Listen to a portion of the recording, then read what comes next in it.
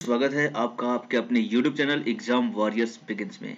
देखिए, आज बात करने वाले हैं ग्रुप डी के जो सभी 17 पोस्ट हैं उनको लेकर के, क्योंकि बहुत सारे कैंडिडेट के मन में ये डाउट है और काफी कुछ लोग जो मुझसे मिले उनको भी शायद जिस पोस्ट की प्रेफरेंस उन्होंने डाली है उसको लेकर के काफी चीजें डाउट ये है कि क्या काम होगा, हार्डवर्क है या फिर वर्किंग आवर क्या है, इस तरह की चीज़ों को लेकर के। हालाँकि हम इसमें सिर्फ़ और सिर्फ़ बात करेंगे कि आपको किस पोस्ट पे क्या काम करना पड़ता है, उन चीज़ों को लेकर के। क्योंकि जब मैंने भी खुद पोस्ट प्रेफ़रेंस जब डाली थी, तब मुझे सभी पोस्ट के बारे में खुद भी आइडिया नहीं था और मैंने रैंडमली ही 1 आध 2 पोस्ट के बारे में चेक किया और उसको लेकर के कि मेरे लिए बेस्ट क्या हो सकता है और इसके बाद नंबर ऑफ वैकेंसीज़ को लेकर के मैंने क्या कर दिया था, फ़िल कर दिया था और ऐसी गलती बहुत सारे स्टूडेंट ने की है। आपने भी की है कि जिस पोस्ट में सबसे ज़्यादा वैकेंसी थी, आपने उसको फर्स्ट प्रेफ़रेंस रख दिया ये सोच करके कि शायद मुझे जॉब मिल जाएगी, है ना? और जो कम पोस्ट जिस जिस पोस्ट में कम सीटें थी, उसको आपने लास्ट में तक कर दिया। मेरी भी सोच कुछ ऐसी ही थी क्योंकि मुझे उस वक़्त मुझे आइडिया नहीं था इतनी अच्छी, इस वज़ह से मैंने भी कुछ इसी तरीके से फ़िल कर दिया और बाद में मुझे पता चला कि मैंने भी कुछ गलतियाँ कर दी हैं। बट फिलहाल जो यहाँ पर देखेंगे कि आपने जो भी गलतियाँ की हैं, उसमें से अगर हो सकता है गलती से आपने कुछ अच्छा भी कर दिया हो, क्योंकि मेरे साथ ऐसा ही हुआ है। मेरी अगर बात करें तो मैंने फर्स्ट प्रेफ़रेंस में पॉइंट्समैन को डाला हुआ है, ठीक है? और बाद में मुझे पता चला कि पॉइंट्समैन जो पोस्ट है हिसाब से देखा जाए ग्रुप डी में सभी पोस्टों में से तो वन ऑफ द एक अच्छा पोस्ट माना जा सकता है, ठीक है? तो इसी तरीके से हम ये भी देखेंगे कि और कौन-कौन सी पोस्ट है जो कि आपके लिए बेस्ट होगी, है ना? और सबसे अच्छी बात कि लड़कियों के लिए क्या पोस्ट है जो कि लड़कियां जिसमें ज़्यादा अच्छा प्रेफर करेंगी जिस पोस्ट पे काम करना वो उनके लिए बेस्ट सूटेबल टाइमिंग के अकॉर्डिंग और उनके वर्किंग कंडीशन के अकॉर्डिंग कौन सा बेस्ट होगा। इसके अलावा बाकी सभी जो स्टूडेंट होते हैं ज़्यादातर कौन से पोस्ट को चॉइस करते हैं। इन सभी पोस्टों के ऊपर हम लोग बात करने वाले, डिस्कशन करने वाले, इसलिए वीडियो को पूरा देखिएगा, सारी चीज़ों को अच्छे से समझा देंगे और आपको पता चल जाएगा कि एक्चुअल में आपको कितना काम करना पड़ेगा, कितना डिफ़िकल्ट वर्क होगा आपका और डेफ़िनेटली ग्रुप डी की जॉब है तो आपको पता ही है कि ग्रुप डी की जॉब में एक्चुअली सबसे लोअर क्लास जॉब है रेलवे की और यहाँ पर वर्किंग अगर आप सोच रहे हो कि ब ईज़ी होगा, तो देखिए किसी भी पोस्ट में हैं आप तो ईज़ी वर्क तो नहीं होगा। यहाँ पे आपको थोड़ा-सा काम टफ करना होगा। अब उसी में से किसी में ज़्यादा टफ है और किसी में कम टफ है। यही बस थोड़ा-सा डिफ़रेंस मिलता है। तो चलिए वीडियो को पूरा देखिए और वीडियो पसंद आए तो ज़रूर आप इसे लाइक करिए और चैनल पे नए हैं तो सब्सक्राइब करना बिल्कुल मत भूलिएगा, क्योंकि रेलवे से रिलेटेड जो भी अपडेट होती हैं आपको यहाँ मिलेगी। तो चलिए शुरुआत करते हैं। देखिए सबसे पहले बात करेंगे कि जो 17 पोस्ट हैं वो कौन-कौन सी हैं और आपको पता होना चाहिए कि इन सभी 17 पोस्ट पे सभी का ग्रेड पे लगभग एक ही है और इस तरीके से आपको 22,500 से लेकर के 25,380 रुपए तक की सैलरी इन हैंड मिलेगी आपको।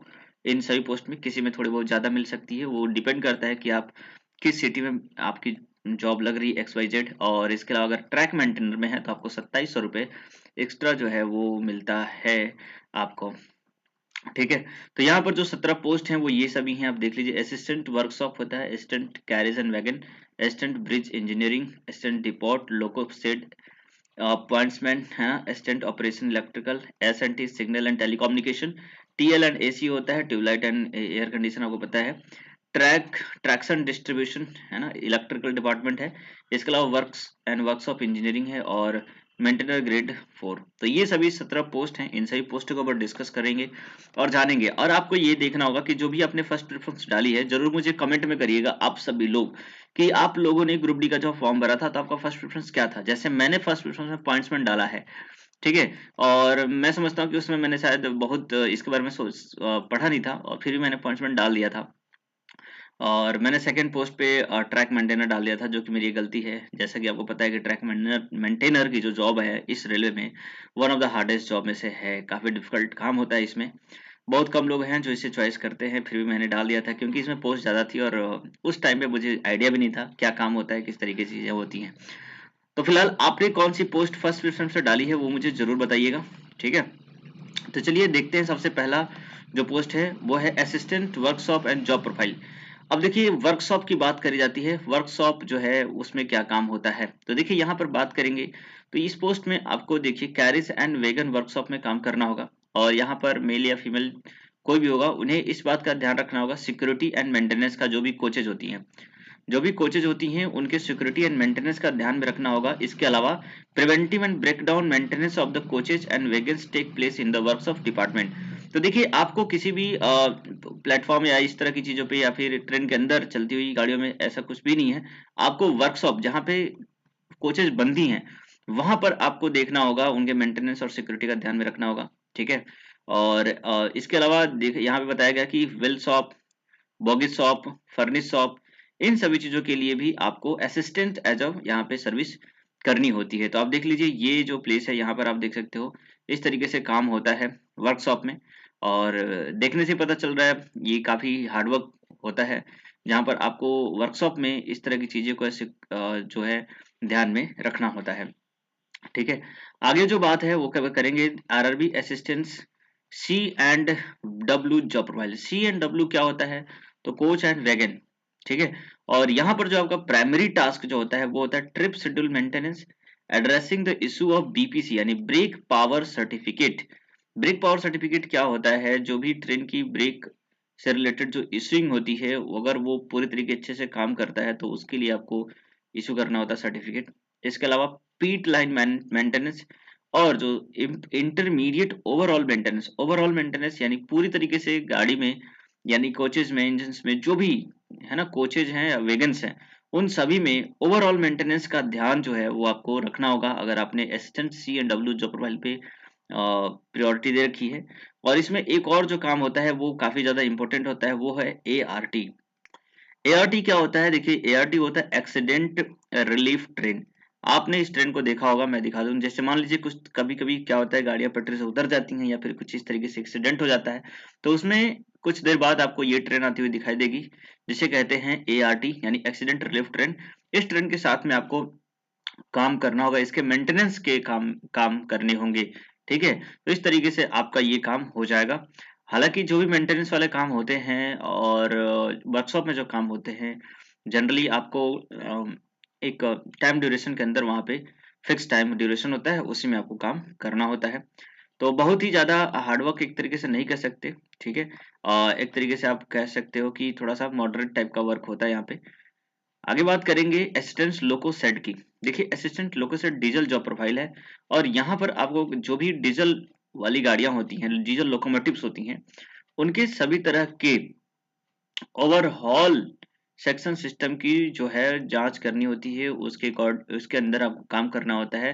जैसे आप देख लीजिए ये है डीजल लोकोमोटिव और इसमें जो भी आपको रिपेयरिंग का काम होगा, मेंटेनेंस का काम होगा, वो सारे वर्क जो है आपको यहाँ पे डीजल, कुल मिलाकर के दो तरह की ट्रेनें इंडिया में बन रही हैं जो कि डीजल लोकोमोटिव होता है और इलेक्ट्रिक लोकोमोटिव होता है। तो डीजल वाले में आपको काम करना होगा, बस इतना आपको ध्यान में रखना है।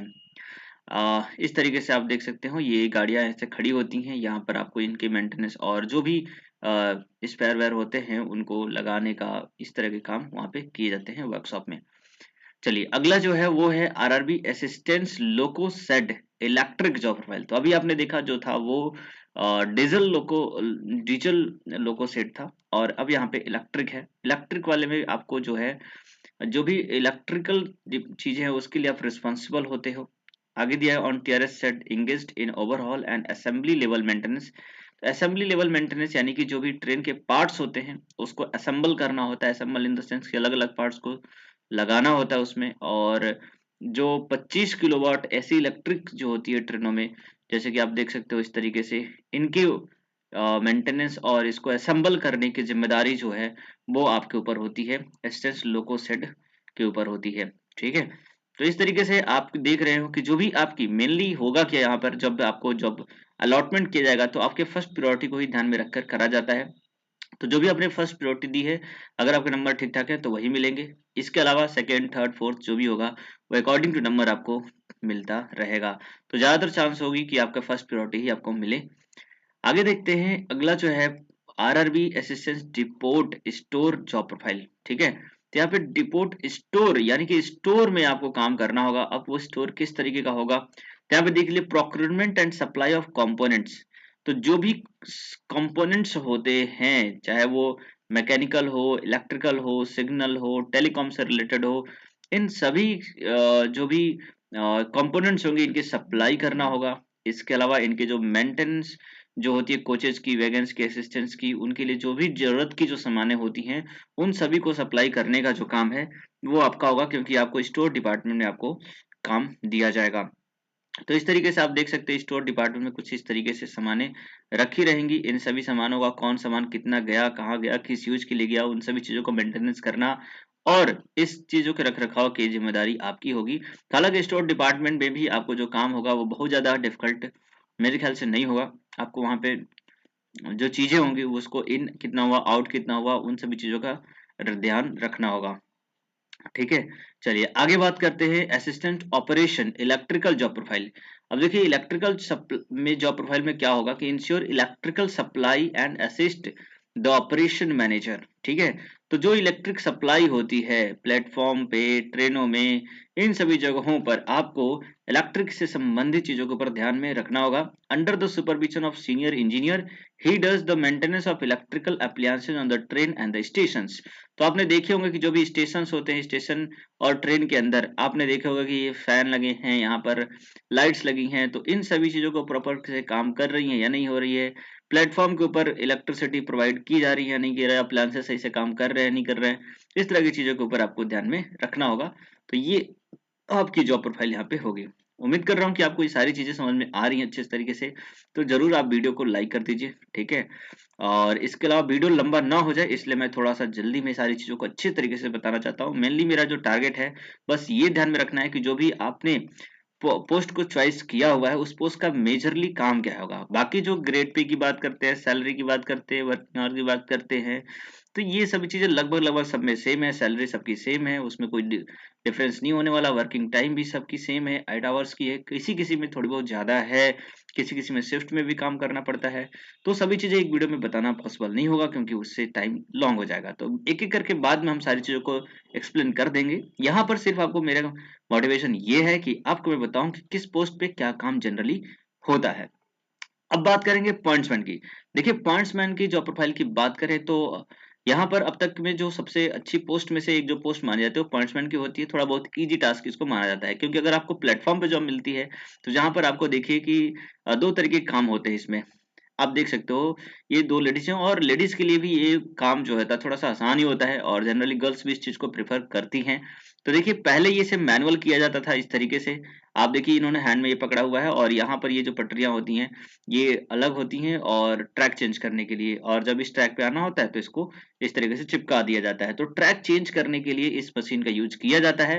पहले इसे मैनुअली किया जाता था लेकिन अब इसे कंप्यूटराइज किया जाता है। साथ में ही अगर देखा जाए तो पॉइंट्समैन की ही अभी के टाइम पे जो है गेट मैन वाली भी जॉब दे दी गई है और उसमें क्या होता है कि आपको झंडे दिखाने होते हैं ट्रेन को, यानी कि क्लियरेंस दी जानी होती है जिस जिस भी पोस्ट पे, जिस भी गेट पे आपको ड्यूटी लगी हुई है। कुछ इस तरीके से मान लीजिए ये एक पूरा गेट होता है, ठीक है। यहाँ पर ट्रेन आने से पहले आपको उसको हरी झंडी दिखानी होती है, मतलब कि अगर सब कुछ क्लियर है तो। और बाद में सारे डब्बे को देखना होता है ध्यान तरीके से सभी चीजें सही से चल रही है कि नहीं चल रही है। जब ट्रेन चली जाती है तो उसके बाद आखिरी में आपको ग्रीन सिग्नल देना होता है, अगर सब कुछ ठीक है तो, नहीं है तो रेड सिग्नल देना होता है। तो ये काम होता है काफी ही आसान काम होता है जनरली, और ड्यूटी भी काफी हार्ड नहीं होती, शिफ्ट वाइज ड्यूटी होती है। तो प्रेफर लोग करते हैं इसमें, है ना। तो ये जॉब होगी, बाकी ये गर्ल के लिए भी अच्छी है, एक वन ऑफ द बेस्ट माना जाएगा। तो चलिए आगे देखते हैं। अगला जो पोस्ट है वो signal and telecom job profile. अब देखिए signal and telecom job profile में क्या होता है। तो यहाँ पे देखिए assistant in signal and telecom department works under the supervision of the senior officer. His duty is to provide signal to the trains as per the situation. He is also a part of the panel interlocking system.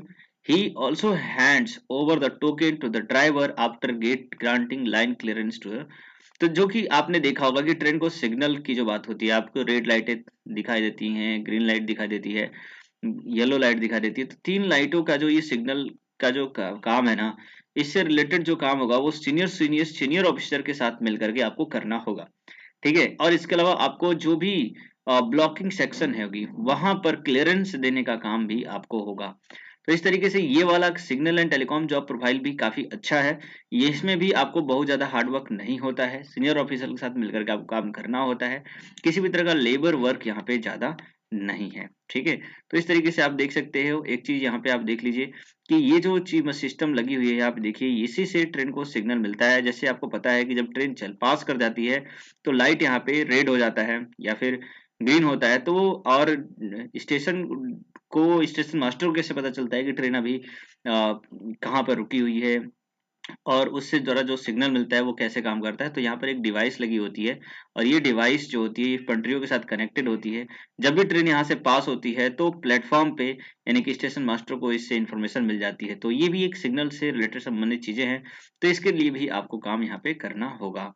ठीक है, चलिए आगे देखते हैं। अगला है assistance track machine job.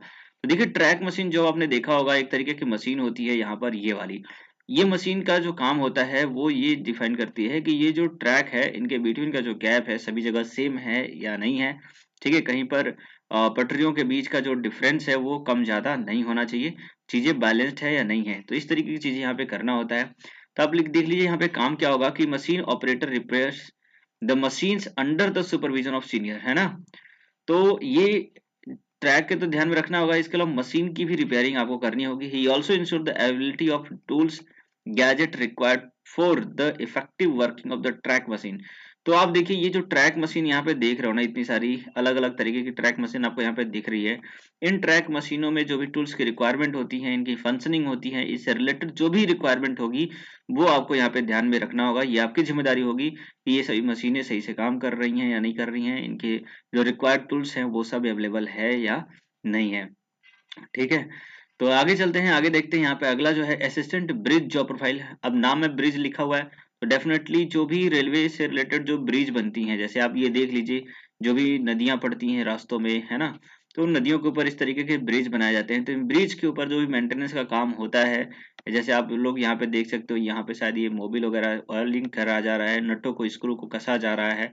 तो इस तरीके के जो काम होते हैं इन ब्रिजों के ऊपर वो आपको करने होंगे, है ना। इन सभी चीजों का रख रखाव और ध्यान में आपको रखना होगा। तो ये जॉब प्रोफाइल आपकी है, आप इसे देख सकते हैं। अगला है, आगे बात करेंगे assistance TL and AC workshop job profile. देखिए ये भी काफी ज्यादा हार्ड वर्क तो नहीं कह सकते, एक तरीके से आपको ट्यूबलाइट और एसी के जो कंडीशंस होती हैं ट्रेनों में उनके ऊपर आपको ध्यान में रखना होगा। तो look over the maintenance of the lights, bulb, fan, AC, temperature control AC, है ना, stabilization, all other electric appliances. जो भी ट्रेन में आप देख सकते हैं एसी ट्रेनें होती हैं उनके अंदर एसी लगा होता है। इसके अलावा फैन है, ट्यूबलाइट है, चार्जर पॉइंट्स है, इन सभी चीजों की कनेक्टिविटी ट्रेन के अंदर होती है, उनकी रख रखाव, और इसके अलावा उसके अंदर किसी भी तरह कोई फॉल्ट होता है तो उनको सही करना, ये सब आपकी जिम्मेदारी होती है। तो ये भी जॉब एक तरीके से देखा जाए तो ठीक है, काफी हार्ड वर्क नहीं माना जा सकता, लेबर वर्क नहीं है, आप इजिली इसे परफॉर्म कर सकते हो। ठीक है, तो आप देख लीजिए यहाँ पे ये वर्कशॉप में इस तरीके से काम होती है जहाँ पर ट्यूबलाइट वगैरह बन रही हैं। ठीक है, इसके अलावा एसी वगैरह जहाँ पे बनती हैं, हालांकि ये ट्रेनों की एसी नहीं है, ट्रेन में अलग तरीके की एसी लगाई जाती है। ठीक है, तो इस तरीके से वर्कशॉप होते हैं, उन वर्कशॉप में आपको काम करना होगा। आगे बात करेंगे assistant L TL and AC job profile.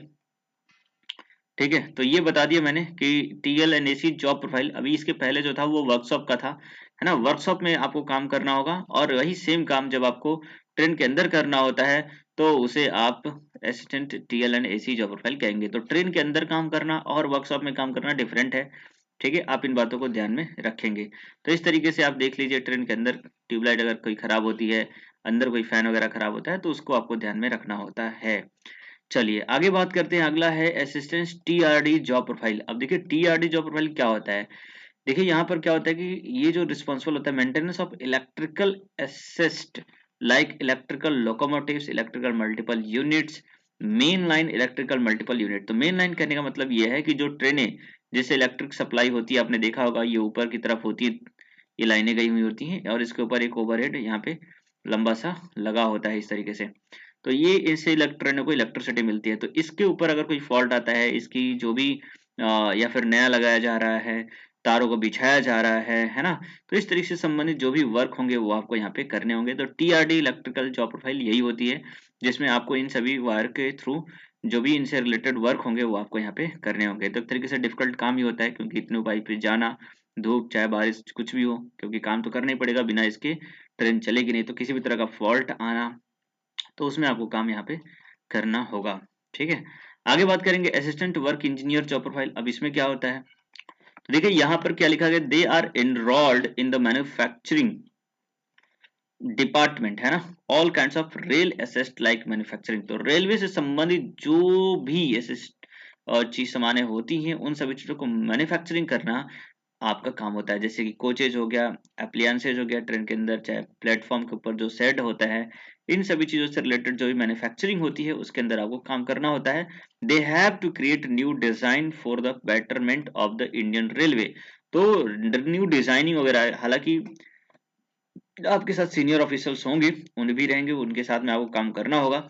तो जो भी न्यू डिजाइनिंग होती है या फिर मैन्युफैक्चरिंग जो होता है, उन सभी चीजों से रिलेटेड आपको काम करना होता है। इस तरीके से चीजें यहाँ पे देखिए मैन्युफैक्चरिंग हो रही है, ये सीटें यहाँ पे रखी गई हैं, इन सभी चीजों को यहाँ इसमें लगाया जाना है।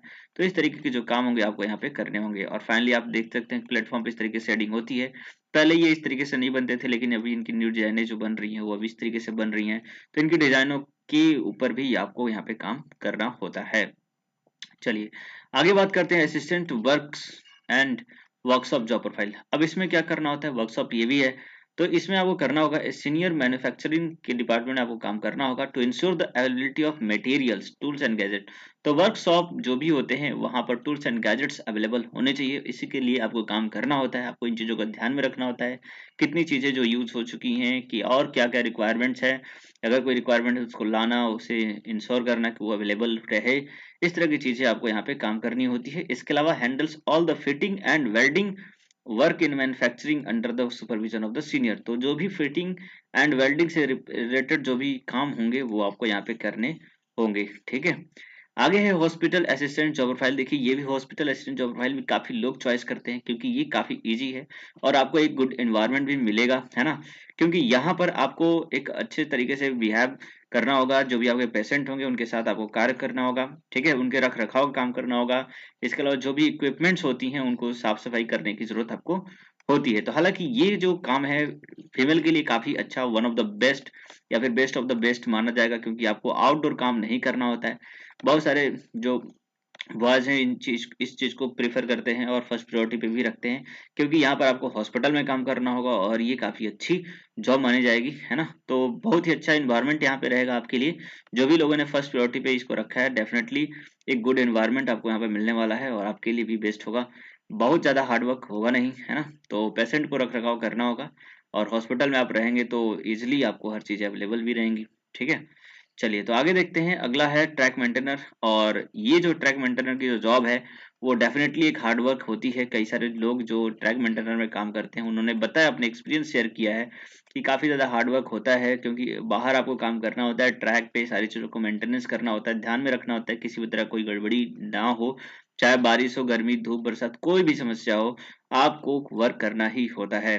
तो ये सारी चीजें होती हैं, आपको रखना होता है keep an eye over the breakdown of tracks, किसी भी तरह का ब्रेकिंग नहीं होना चाहिए। Provide proper safe and smooth track to the trains, look over the every repair and maintenance of the track line. अगर कहीं पे ज्वाइनिंग किया गया है, रिपेयरिंग चल रहा है, तो उन सभी चीजों के ऊपर ध्यान में रखना होगा। तो one of the hard job profile group D में सबसे ज्यादा यही माना जाता है। आप देख सकते हो काफी ज्यादा लेबर वर्क होता है इसमें। इस तरीके से ये लोग, आपने देखा होगा किस तरीके से ये लोग काम करते हैं। तो कुल मिलाकर ये सभी 17 पोस्ट के बारे में मैंने आपको इस वीडियो में बता दिया और मुझे उम्मीद है कि आपको इस सवाल का जवाब मिल गया होगा, which is one of the best job profile and which is the best for the girls and the hardest work in the group D. तो ये तीनों सवालों के जवाब मैंने आपको दे दिए हैं, ठीक है।